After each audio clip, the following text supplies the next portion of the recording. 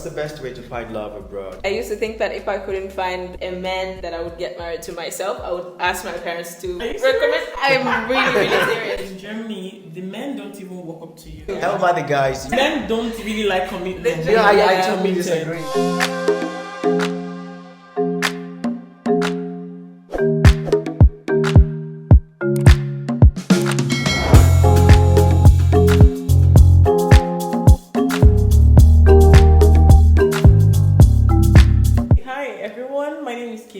And I'm a master's student living in Germany. I run a YouTube channel and I just share stuff around what it's like to be a student basically in Germany. Hi everyone, my name is Felicity. I am also a master's student in Germany. I have a YouTube channel and I basically talk about the history, culture and lifestyle of my country. Okay. We're back. Let's get a bit more practical now. So Feli, you've been living abroad for quite some times now. Have you had guys like approach you? How has your experience been like, with regards to people, approaching you, asking you out or whatever? I think in the beginning, when I first left Congo to go in the Pacific region, I almost didn't get approached because I was always pissed. In my country, there was this culture. It's like, if you are a girl, you're not supposed to smile so much. Otherwise, guys will think you're so easy to get. So when I traveled, for me, I thought I was normal. I was getting respect. But a lot of guys would complain that, I never smile. It was really hard for me when you go into a new place and people don't really approach you. So the way that I interpreted that is like, I'm not cute, they don't like me. Once I moved to Australia, guys would, like in high school, I was still in high school, they would invite me to the music room. Should I teach you how to play this instrument? More smooth. It's a bit more smooth. In Germany? In Germany. Oh! I mean, there's Australia on one hand, and then there's also Germany on the other hand, right? But in Germany, I've been approached by other African guys, actually. I was in a bus, and this guy was like, we got off in the same stop, and he's like, where are you from? Do you speak English or French or Deutsch? I'm like, English and French. He's like, we should stay in touch, give me your number. I offered to give this guy my actual number, and the guy's like, no, you please give me your WhatsApp number. WhatsApp number is better than an actual number. You have direct intimate because I feel like they have direct contact with you on WhatsApp to chat with WhatsApp. They want to be able to really call you on video call.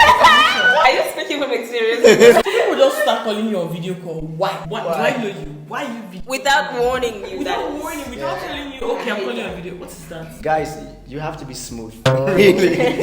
I think it's just nice if you would call someone, especially if you met a girl somewhere. If they agreed to give you their number, regardless if it's WhatsApp or whatever number, just take it. Get to know the other person as a regular human being.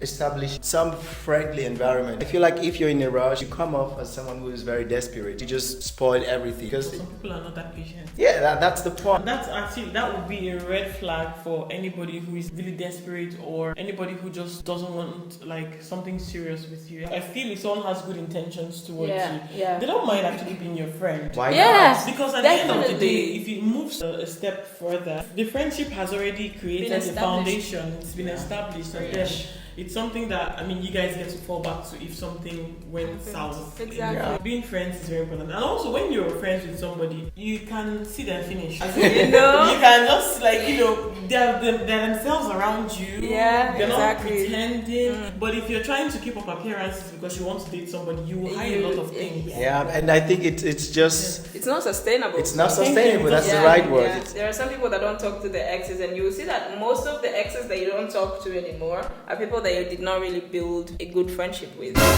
But whether they were friends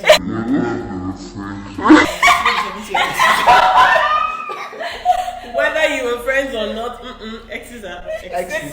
But it doesn't have to be that way. Well, the thing is, you're not enemies. They shouldn't be your enemies. They should have a healthy boundary. Yeah, healthy. If you guys met in an occasion, hi, how's everything? But don't tell me your ex is your friend that you're calling. You're calling me.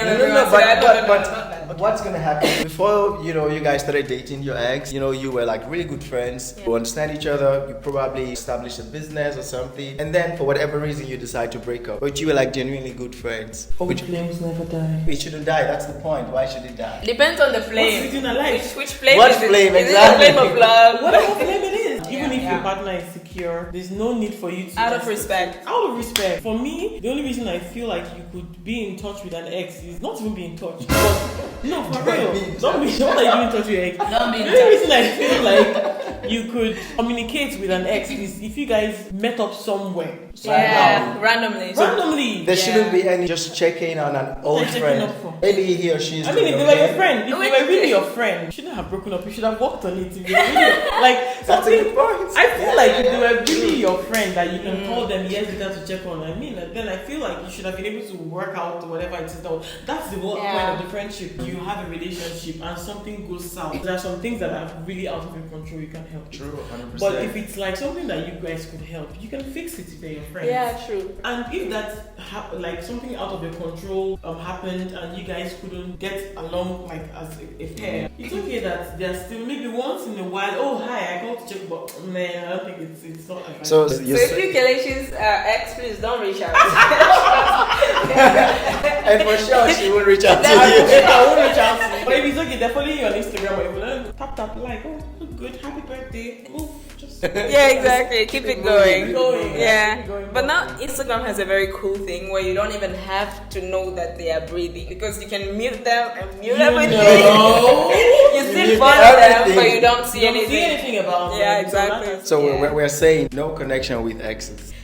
I would say it depends. It depends on who the ex is, or it depends on the type of It depends on the type of relationship you have with the person. I feel like a relationship that starts from a place of respect, it would respect the fact that you have moved on, you know? If you have those type of exes that cannot let you prosper, that's because you dated them. Because I know actually, it also, like you said, it also depends. Because I know this YouTuber who said that she met her husband at her ex's party.